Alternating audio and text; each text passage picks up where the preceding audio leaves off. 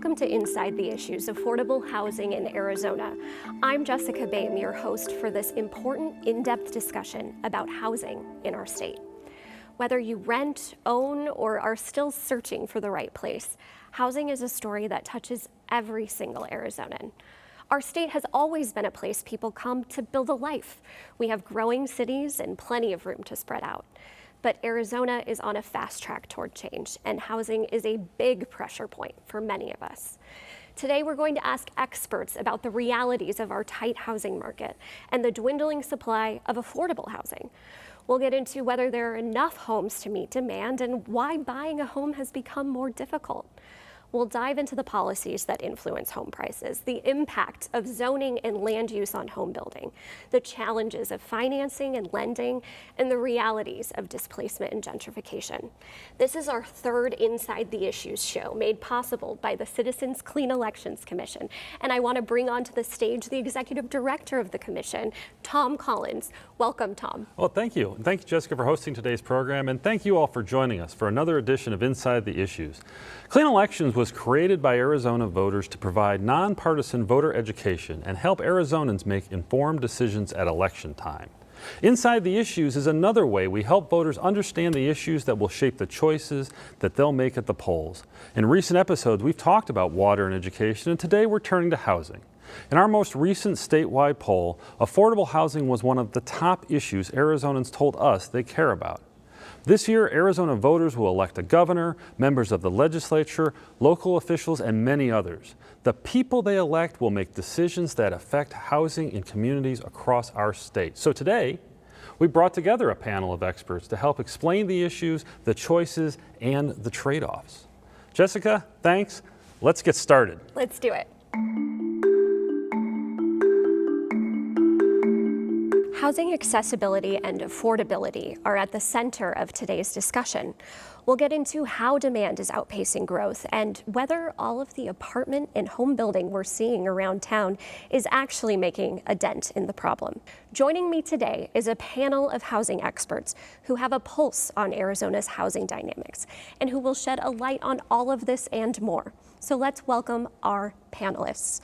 Gabriel Jaramillo, Director of the Healthy Communities at Vitalyst Health Foundation. Mark Stapp, the Fred E. Taylor Professor of Real Estate at Arizona State University's W.P. Carey School of Business. Jason Barclay Morris, founding partner at the law firm Withy, Morris & Barr. And Tina Tamboer, housing analyst for the Cromford Report. Thank you all for being here. And you know, I don't think we can begin this conversation without talking about how we got here, because Arizona had a reputation for a long time of being a super affordable place to live. Mark, I want you to start us out. What happened? Well, this goes back to at least the Great Recession and the run-up to what became the cause of the Great Recession, which was this big housing bubble. Mm-hmm. And there's a lot of reasons why that housing bubble occurred, but the net effect was we built way more houses than we needed, and it got to the point where it crashed. And when that happened, right, home building across the country, this didn't affect just us, but it affected the entire country. Home building across the country pulled back. Capital markets pulled back, and we were not building then because there was a concern about our ability to support housing and be profitable. Mm-hmm. And so we underbuilt. That was the reaction to it, is we grossly underbuilt for more than 10 years. And that caused this structural deficit in housing that we have now. And just as we were starting to come out of that, right, slowly but surely, we have a pandemic. And then as we start to recover from the pandemic, we get inflated interest rates, right? And so these things, just one on top of the other, have compounded this problem to the point where it's now a very difficult problem to undo. Who is left most vulnerable when our markets look like this? Really what we're seeing is the need for workforce. So when we say the most vulnerable, it is the majority of, well, a vast amount of our workforce. So we're talking our teachers, our firefighters, our police officers, restaurant workers, those individuals that either are single income families, and then we're also seeing a significant increase in our seniors entering homelessness for the first time. And for the first time in their lives, they're experiencing difficulty paying rent and making those decisions between healthcare and covering the cost of housing. So it's putting them in those situations where they have to make those choices. So those populations are being most affected by rental increases, mortgages, house prices that are significantly higher, fixed incomes. They're seeing the most impact right now. Yeah, absolutely. And Jason, something I hear a lot is, well, I see apartments being built everywhere. How could we possibly have a supply problem? What would you say to that? And that's a fair observation, unless you look below and at the next layer, and that is, who are these apartments being built for? At what level are we seeing the boom in multifamily construction or the homes that are available? That's not at every level. They really are targeted to either the higher end. I mean, it's been a while since I've seen an apartment community that has described itself as anything other than luxury. So we need to be cognizant about building at every level and for every price point. Bring me to today. What does the market look like by what you're seeing in the data? Is it healthy? What does the market look like? Okay, so what we track at the Cromford report is MLS resale data.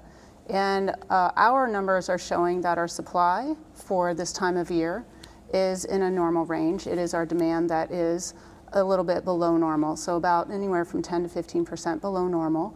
And so those who are retiring as renters were some of the most vulnerable people when we saw the rent increases of 2021. So focusing on that aspect is a good thing. Can you tell me where we are seeing a lot of the growth, at least in the valley, on the outskirts of town? Yes. And I wonder, with a first-time home buyer, would you tell them to maybe change their expectations of where they're going to live or the kind of housing they're going to have? Like, how do you balance those things? So it really does depend. If you have a budget, you might get, for your budget as a first-time home buyer, a condo in the center of town or a full-blown 3-bedroom, 2-bath home with a yard and a garage out on the outskirts of town. And that is something that is up to you, whether that fits your lifestyle that you want. Gabriel, can you tell me about the different challenges that other parts of our state have? Are there different challenges in rural Arizona that we should be paying more attention to? Jason had mentioned, I'm a huge fan of more tools in the toolboxes. There's not a single answer, there's not a single policy that's going to address this, but making sure that we have those tools that make options available for development and addressing a variety of health concerns and needs that fit the needs for our community. That's how we solve this, and our rural communities are very similar. We've had conversations about regional structures, addressing housing, because there's so many areas that are facing similar concerns from one city, from one town to another. And they're now trying to start to get together to figure out how they partner with the local housing authority, their local health department, to try to find a way to address these concerns. Let's get into the political discussion, or at least the policy discussion, because we do want voters to come away from this understanding just how much state and local decisions impact housing. There have been a lot of I would say, modest bills that have attempted to solve for our affordability problem over the past several years. Things like the ADUs, the casitas in the backyard, things like that. I'd love to hear from each of you whether you think anything we've done in the post-pandemic legislatively has moved the needle. The individual pieces of legislation that we've seen do have an impact. The ADUs, I think, have probably been more utilized. The idea of having this accessory dwelling unit in your backyard, or sometimes in your front yard, depending upon your lot, it has sort of caught fire, more so than some of the other legislation that we've seen. And it happened at the city level, frankly, before it happened at the state level. So there were council members in Phoenix who were very interested in making this happen. And I think the testament to how successful it's been is there have been development companies, small developers, who have built their business model around just ADUs. Right. And that, to me, is a sign of success. Now, the question becomes, who's living in these ADUs? Are these ADUs a solution to the housing issue, or is it a great yoga studio and home office, which isn't the impact that we're looking for? Or is it a short-term rental? Tina, one of the things that I hear a lot about is that, investors and short-term rental companies or, private citizens who want to become a short-term rental company, that they're taking up a lot of our housing stock. Does the data support that? So the incentives for more apartment units to be built has had a direct effect on the cost of purchasing a condo, and that cost is going down. And so when you look at the effect of an investment in condos right now, that is a pretty strong drop in values. And so you have to be careful with your policies that if you're going to be incentivizing the building of more units, if you go over that, then you're going to have a lot of people who currently own that they're housing our first-time home buyers, they're housing our retirees that are either single or sometimes married, but people in their retirement ages. That is the segment of the population that needs the most help, and they are residing in aging condos. So I would say maybe we save our existing aging units instead of just saying, well, forget them, we're just going to build a bunch of new ones. Gabriel, condos are one part of missing middle housing, but there are many. It can take many forms. I know that there was legislation passed that was meant to encourage more missing middle housing by allowing it in more places. Is that enough? Is allowing it enough to spur that development? I think it's one of the pieces that's needed. By itself, most likely not. There's the financing piece of it. There's the local policies and procedures at the departments that allow that process to happen, for those developments to happen. But policy is layered, and we see that come through, and without local participation in those and being intentional about it. So the adaptive reuse that was mentioned earlier, that is now allowed citywide, which is great. And if you can kind of layer that baseline framework with the general plan, looking at local zoning, and then maybe an opportunity zone on top of that, is that those tools in the toolbox that'll allow that to happen. But making sure that process internal cities is efficient will make that happen as well.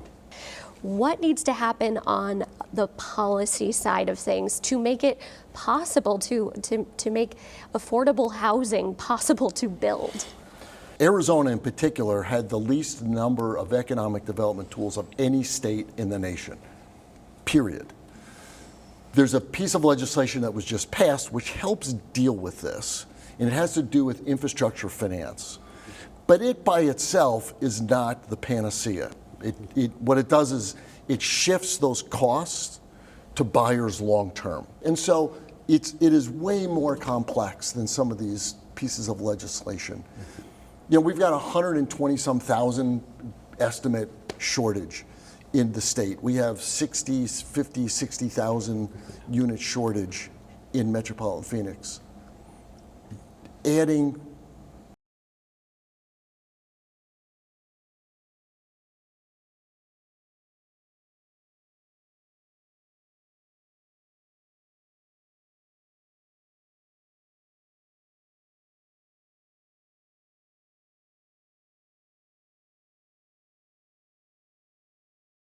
prices back up again because you have a supply and demand imbalance. It's hard to get out of this. Tina, do you agree with that? Well, I can tell you that the data that we are tracking now does not act as if we are in a housing shortage. So any seller who puts their home on the market today is not going to feel that. The things that you see in a housing shortage is a line around the corner like in 2021. So what you see is in this type of market, your supply will start to rise because those not so perfect homes stay on the market, while the better priced in excellent condition homes are sold. So right now our prices are flat. We're not seeing appreciation. We're not seeing the days on market go down. So the market is acting as if it is in a mild buyer's market, not a crash situation, but just a buyer's advantage. Yeah. So let me just add one thing to this, please. right? So that's the existing home market. Yes. We are at equilibrium, which is why we have the conditions we are. Any additional demand, right? So our population growth fell off last year. It yields a demand for 30,000 new housing units. Our permits right now, permits for single-family homes were off 21% through the first half of this year. When you look at what the expected number of permits is going to be for this year between multifamily and single-family, it's 30,000. Right? So the builders are building just what we need. If you all of a sudden have TSMC or some of the other effects economically occur, there's a population demand because of an employment demand. We can't accommodate it without causing a shortage. And so that's why we stay where we are. No, and that makes sense. And I think, Jason, it begs a larger question of how do you encourage development before that need is so significant that you create this 2021 situation we had? That's an ideal question. And it's interesting because both Mark and Tina are right. They're not saying exactly the same thing, but you can actually, if you look at the entire market, you can understand why both of their answers are correct. Something that Mark just said was talking about the amount of housing, the need, the demand side. Our population influx, what that attributes in terms of the number of units we need. The problem with all of these statistics is that they're not occurring at the same time in terms of the development cycle. So we just heard we need 30,000 units and we'll pull 30,000 permits. But those 30,000 permits aren't going to turn into 30,000 housing units for 12 to 24 months. So we are chasing, and that goes to your question, so how do we incentivize the building? It's going to be profitability. These are businesses. These are not charities, by and large, who are trying to fill this void.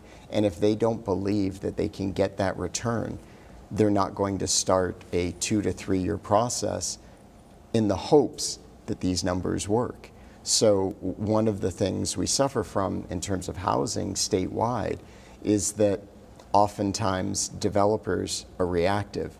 They're not proactive because there's tremendous risk in being proactive, guessing where that market will be. Gabriel, is there benefit in having the state, I guess, maybe take on some of that risk in the form of, providing incentives to make it a little more palatable to build these types of projects that we're talking about ahead of time, ahead of demand? So yes, the governments play a role in helping that, but a lot of it comes down to, again, local policy where we see the land available for multifamily development.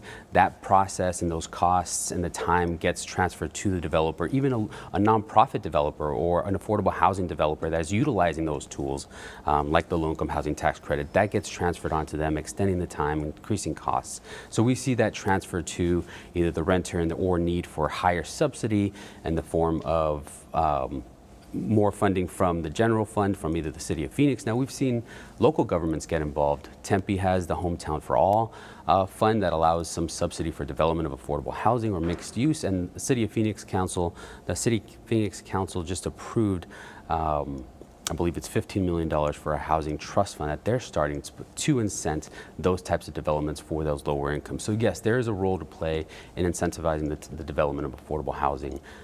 We just need other solutions as well.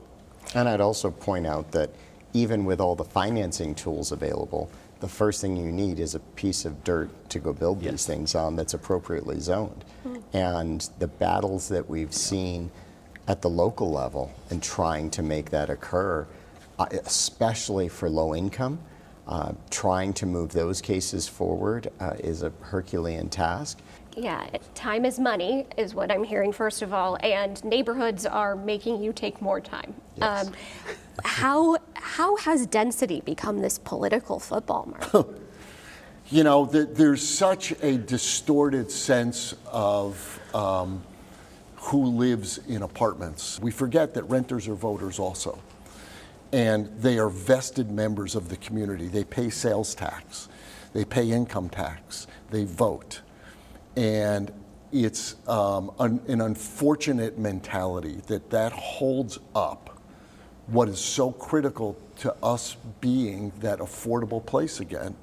And this is an economic development. It's not just if you have only a concern for your business as a business owner, you should be concerned about this, because you need housing for your employees that is going to yield a more reliable, happy, productive, healthy employee.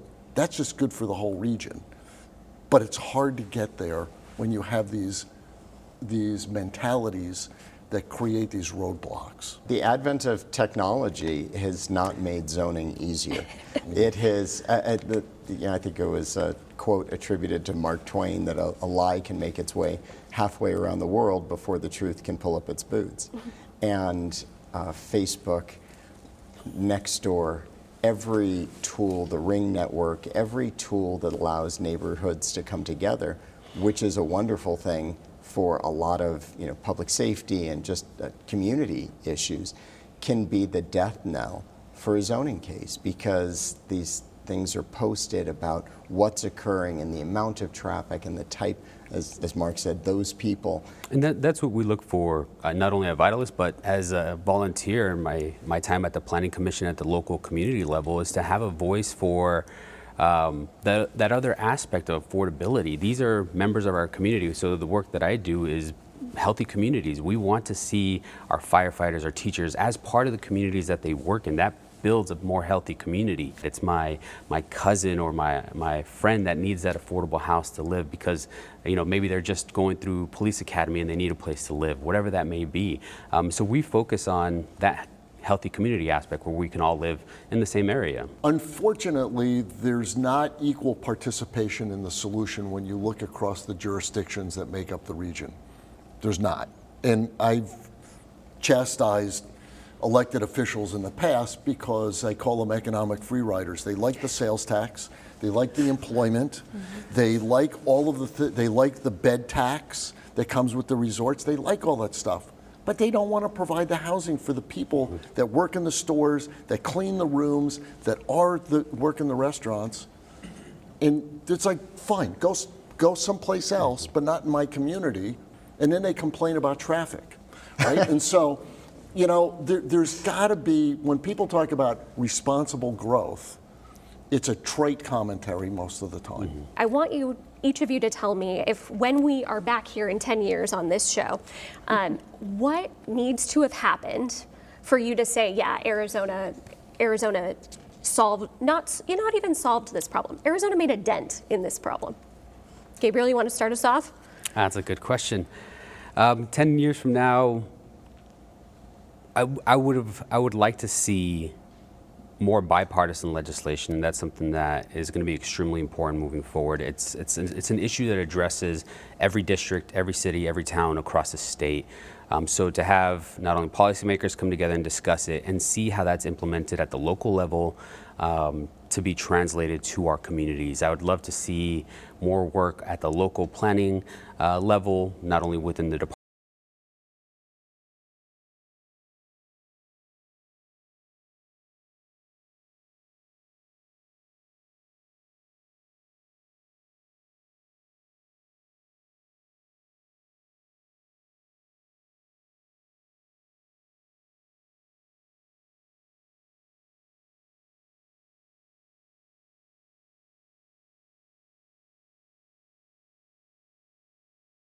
Your very quick take on a 10-year plan for us. So I think recognizing the fact that we are a maturing metropolitan area and that maturation is going to result in a change in our urban fabric, our urban form, which means we have to become much more dense. And a recognition by elected officials and policymakers that is what is going to have to occur if we want to remain as a vibrant economic place that's desirable. Jason? I think I would adopt both of those answers, which are very good, but I would focus on the supply side. And in 10 years, if you could go in this state from dirt to development in 18 months, that is a sign of success that's going to address many of the ills that we talked about today.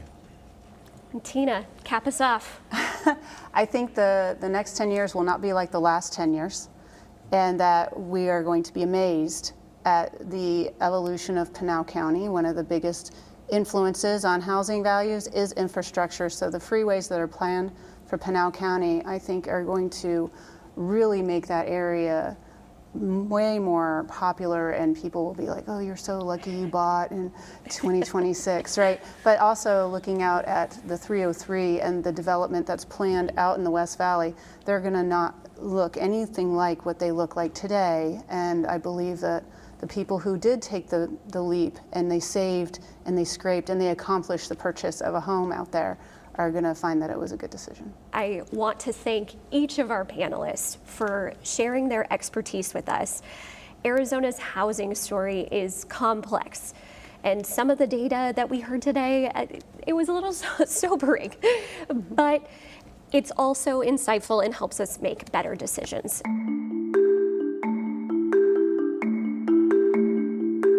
The housing market can feel overwhelming, but the more you understand about what's driving it, the better equipped you are to make the right decisions for yourself and your family.